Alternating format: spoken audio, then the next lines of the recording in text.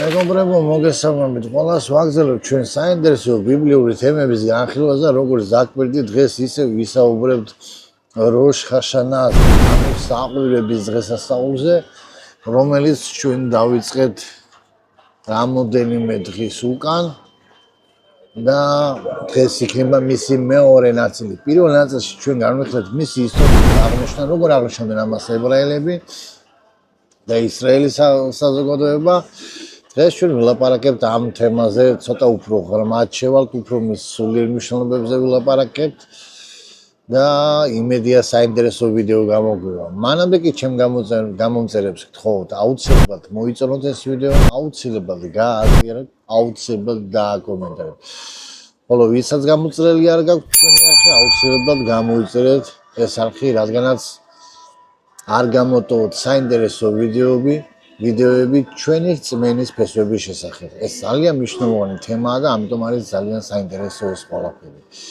ასევე ვისაც ფინანსურად გვერდში დგომა გინდათ ჩვენთან, ჩვენი არხის განვითარებისთვის, გინდათ ფინანსურად გვერდში დაგვიდგეთ, ყველა ჩვენ ვიდეოს ქვემოთ არის ჩვენი საბანკო რეკვიზიტები და თქვენი ნებასრულების მიხედვით შეგიძლიათ გადმორიცხოთ თქვენ რაც სასურველი თანხაც გინდათ. ამას ქვია დონაცია. ხანდახან ჩვენ წერთ ვიდეოზე რომ დონაცია. დონაცია არის ის ნებაყოფლობითი თქვენი შემოწერილი თანხა არხის განვითარებისათვის. მას ასე დღევანდელი დღე არის როშ ჰაშანა, რომელიც შემოდის 22 სექტემბერს და ძალიან საინტერესო რაღაცები არის კიდევ ინტერნეტში ამოვიკითხე. სიმართლე რო გითხრათ, ძალიან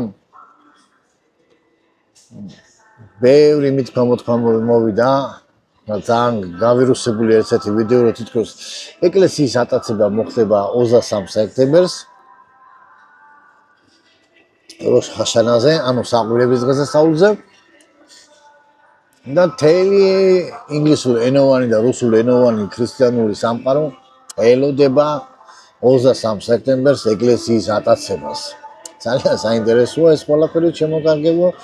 არა, მოდი თანამედროვე მივიყვეთ ჩვენს თემას და გავშლით და თქვათ, რატო ფიქრობს ასე ზოგიერთი ქრისტიანული დაჯგუფება, რომ ეკლესიის ატაცება მოხდება 23 სექტემბერს. მას ასე დავიწყეთ როშ ჰაშანა, ანუ იგივე ებრაულად იომ ტრუა. ჩვენ ვკითხავთ როშ ჰაშანა, ეს არ არის ბიბლიური სახელწოდება ამ დღესასწაულისა, ეს არის უფრო თალმუდისტური ტერმინი, თალმუდის ეპოქაში ტანაების და მიშნას დროს შეიქმნა ეს სახელწოდება და ნიშნავს წლის თავს, ანუ როშ არის თავი, შანა ეს წელწადს ნიშნავს ივრითულად და ამიტომ ქვია როშ ჰაშანა, წლის თავი. ქართულ გაგებაში წლის თავი ცოტა ნიშნავს ადამიანის ვიღაცის გახსენებას. ახლოსა ეს განმარტებაც, მაგრამ ეს გახსენება არის საყვირების გახსენების დღესასწაული, როგორც აქა. და ძალიან მნიშვნელოვანი არის აქ შემოკარგებო, ჩვენ წავეკითხოთ ლევითელთა წიგნის 23 თავი, რას გვეუბნება ჩვენ ამ დღესასწაულის თაობაზე. ეს არის ლევითელთა წიგნის 23 თავის მეოთხე მუხლიდან იწყება. თლიანად 23 თავში არის მოცემული ეს 7 საუფრო დღესასწაული, რომელსაც ჩვენ აღვნიშნავთ და გავმარტავთ თვითონ რა როგორ ახდა, რომ თქვენ წარმოდგენა გქონდეთ და შეხვიდეთ ამ დღესასწაულზე. მეოთხე მუხლი ასე იწყება ლევითელთა წიგნის. აჰა, საუფრო დღესასწაულები. წმინდა შეკრება, რომელიც უნდა გამოაცხადოთ მათთვის დანიშნულ დროს.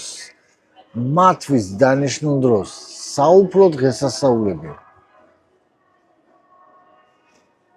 ივრითად არის ლა ადონაი მოადის. დღესასწაული მოადის, ადონაია მოადის, ანუ საუფრო დღესასწაულები და მათთვის დანიშნულ დროსაც ქვია ივრითულად მოადის. საინტერესოა რა, ორჯერ ხდება სიტყვა, ივრითული სიტყვა მოადის, რომელიც აქ არის. მოადის, სწორედ ის რაც დღესასწაული არის, ეს ნიშნავს, რომ ღმერთმა დაუნიშნა ეს დღესასწაულები ისრაელის ერს. ჩვენ არ უნდა აგვერიოს და არ უნდა გვეგონოს, რომ ეს არის ებრაული დღესასწაულები. არა, ეს არის საუფრო, ანუ ჩემი დღესასწაულები, ღმერთი ამბობს. რომელიც მე დაგინიშნეთ ზუსტად იმ დროს, რომელიც მე მინდა და არა რომელიც თქვენ გაწყობთ, როცა თქვენ შეიკრიბებით, როცა თქვენ მოგეპრიანებათ, მაშინ შეიკრიბებით. ეს ასე არ არის. ამიტომ ეს სიტყვა მოადი მე ძალიან მნიშვნელოვანი სიტყვაა, შემოკარგებოდა. ეს ხდება დაბადების წიგნის პირველ თავში, როდესაც ღმერთმა შექმნა მზე და მთვარე, წერია რომ რათა აჩვენოს ამ მზე და მთვარემ დანიშნული დროები. ანუ მზე და მთვარეს რომ მოუნდეს ახლა მზეს შეცვალოს და აღარ გამოანათოს. მე არ მინდა და ჩემი ჭკუით ჩემ დროს მომინდება გავანათო. ანუ ვარსკვლავებმაც რომ ასე თქვას. ხო შეირიყა თელი სამყარო, თელი მსოფლიო. ასე ეს დღესასწაულები შემოკარგებო რომ ამ დღესასწაულების არსი იმაში მდგომარეობს რომ და სიძლიერე არის იმაში რომ ეს პირველ რიგში არის ღმერთის დღესასწაულები. ეს არ არის ისრაელის დღესასწაულები. რომ ეს არის საუფლო დღესასწაულები. ლადონაი მოადი. ეს ძალიან მნიშვნელოვანი სიტყვა შემოკარგებო, რომელიც უბრალოდ ივრითულად ახლა ადონაი არ წერია, წერია იუთხე ვავხე ტეტრაგრამატონი. მაგრამ სიტყვა მოადი ნამდვილად წერია რომ იცოდით. ხო და წარმოგიდგენიათ რომ ჩვენ, როდესაც ჩვენ არ ვასრულებთ ამ დღესასწაულებს და არ ვიცავთ, გამოდის ფაქტიურად რომ მთვარესავით, ანუ მზესავით, მთვარე და მზემ რომ თქვას რომ აღარ გვინდა გამოანათება, ჩვენ როცა მოგვინდება მაშინ გამოანათება. ეს ხო აბსურდია და სამყარო შეირყევა. ანუ ეს არის ანომალია და მე რისი ხაზგასმა მინდა რომ და მნიშვნელოვანია რომ ჩვენ მივხვდეთ.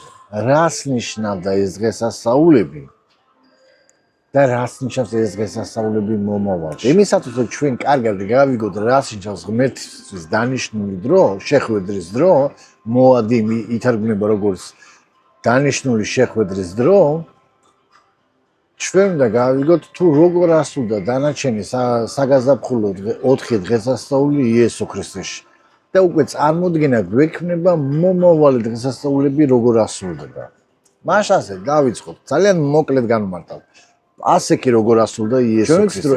ებრაელი ერი იყო დახსნილი ეგვიპტის მონობიდან პასექის დღესასწაულზე. თქვენ იცით რომ პასექის კრავის სიცხე რომელიც წაუსვეს კარებებზე, შემდეგ ამ სისხლის გამო ისინი იქნენ დახსნილი, ანუ სიკვდილის ანგელოზმა აუარა გვერდით, ანუ პესახი ნიშნავს გვერდით ავლას. გვერდის ავლა. მეორე რაც ამ დღესასწაულიდან მოდის, ამ დღეს იყო თქვენ იცით რომ გამოყვანილი იყო ეგვიპტიდან ებრაელები. შემდეგ მოდის ხმიადების დღესასწაულები. ხმიადების დღესასწაული რომელიც გრძელდება 7 დღე. ხმიადები, რატომ ხმიადები? ეს ნიშნავს ხმიადი ეს არის პურების საფუალის გარეშე. საფუალი თქვენ იცით რომ სიმბოლიზებს ცოდვას. ამისათვის დახსნილმა ადამიანმა უნდა იქონიოს უცოდველთან, ანუ იესოსთან ურთიერთობა, რათა მისი გაზრდა მოხდეს სმენაში. და უფუარი სწავლება ეს არის ქრისტეს სწავლება. ანუ ქრისტეს სწავლებას არ აქვს საფუარი, ცოდვა არ არის. ამიტომ ეს 7 დღე არის, 7 სრულყოფილ დღედ ითვლება და ნიშნავს რომ ადამიანმა სრულყოფილ ურთიერთობაში უნდა შევიდეს იესო ქრისტესთან. ეს არის ეს მეორე დღესასწაული. მესამე დღესასწაული, რომელიც პასექის დღესასწაულებიდან მესამე დღეს ხდება, ანუ 14 ნისანიდან გადავთვალოთ მესამე დღე, 17 ნისანი, მე-17 ნისანი, მე-17 ნისანზე რა ხდებოდა? მე-17 ნისანზე ებრაელებს მოქონდათ ქერის შერხევის დღესასწაული, ანუ მეორად მას უძახიან ძნის შერხევის დღესასწაული. ძნის შერხევის დღესასწაული შემოკარგებო ეს მესამე საუფლო დღესასწაულია, რომელიც მოქონდათ ისრაელში და რას აკეთებდნენ? პირველ ნაყოფის ძნას აიღებდნენ, მოჭრიდნენ და ისინი მეკონდათ ტაძარში და ის ტაძარში იწვებოდა. იმას შეარხევდნენ, აღამაღლებდნენ ზემოთ, აი ესე შობოდნენ, ესე არხევდნენ. მე რო ვიქნებ ისრაელში გაჩვენეთ რას ნიშნავს შერხევა, ზუსტად მას არხევდნენ და შემდეგ ეს იწვებოდა. ეს იყო ქერის ნაყოფის ქერი მოქმედად, იმიტომ რომ მაგდროს ქერი იზრდებოდა. და შემდეგ ეს ქერს წვავდნენ, ეს იყო ზუსტად ძნის შერხევის დღესასწაული. და რატო ეს ძალიან მნიშვნელოვანია? ზუსტად რომ მესამე დღეს, პასექიდან მესამე დღეს სრულდებოდა ეს დღესასწაული. პასექიდან მესამე დღეს რა მოხდა? პასექიდან მესამე დღეს მოხდა ჩვენი მაცხოვრის იესო ქრისტეს აღდგომა. ანუ თქვენ ხვდებით რომ ეს დღესასწაული რომელიც არის მათთვის დანიშნული დრო მიუთითებს იესოს აღდგომას და იესოს აღდგომა მოხდა ზუსტად ძნის შერხევის დღესასწაულზე. ხედავთ როგორ კავშირშია ერთმანეთთან? მეოთხე დღესასწაული რომელიც ასევე გასაგაზაფხულო დღესასწაულია ეს არის 50 დღის დღესასწაული. ანუ ივრითულად უძახიან მაგას შავუოთ. შავუო ივრითულად ნიშნავს კვირას, შავუოთ კვირეები. და ესეც არის ლევიტელთა 23 თავში აღწერილი დღესასწაული, რომ უნდა გადათვალოს 7 კვირა პასექის დღესასწაულიდან, ანუ მესამე დღეს, ძნის შერხევის დღესასწაულიდან 7 კვირა უნდა გადაითვალოს. ანუ ყურე იესოს აღდგომიდან, როცა ის სხეულში აღდგა, 59 დღე უნდა გადათვლილიყო და 51 დღე არის 50 დღის დღესასწაული, რომელსაც უძახიან შავუოთ. ეს არის ნიშნავს 51 დღის დღესასწაული, რომელიც ასევე ხვდება ჩვენ ბიბლიაში. და რა არის განსაკუთრებული ამ დღესასწაულში? ამ დღესასწაულში ებრაელებისათვის არის განსაკუთრებული, რომ სინაის მთაზე მათ მიეცა რჯული 10 მცნება და ამ დღეს დაიდო აღთქმა ღმერთის ერსა და ისრაელსა და ღმერთს შორის. აღთქმა დაიდო ღმერთის ერსა და ღმერთს შორის. და ესაა ძალიან მნიშვნელოვანი დღესასწაული, რომ ეს 50 დღის დღესასწაული ეს არის ღმერთის სიტყვის დღესასწაული. და როგორ გადაეცა ეს დღესასწაული, ჩემო კარგებო, თქვენ უნდა გესმოდეთ, ეს გადაეცა ზუსტად საყვირების ხმით, აი ჩვენ ვკითხულობთ გამოსვლის 19 თავის, როდესაც უფალი ჩამოვიდა სინაის მთაზე, 18 მოხში როგორც არის, ნახე, ბოლა და სინაის მთაზე უფლის ჩამოსვლის დღეა, როდესაც 10 მცნება მიცა, ბოლოვდა მთელი სინაის მთა, რადგან უფალი ჩამოვიდა მასზე ცეცხლში, როგორც ღუმელს, ისე ასდიოდა კვამი და ძლიერად ირყეოდა მთა. თანდათან ძლიერდებოდა საყვირის ხმა, ლაპარაკობდა მოსე და ეხმიანებოდა ღმერთი.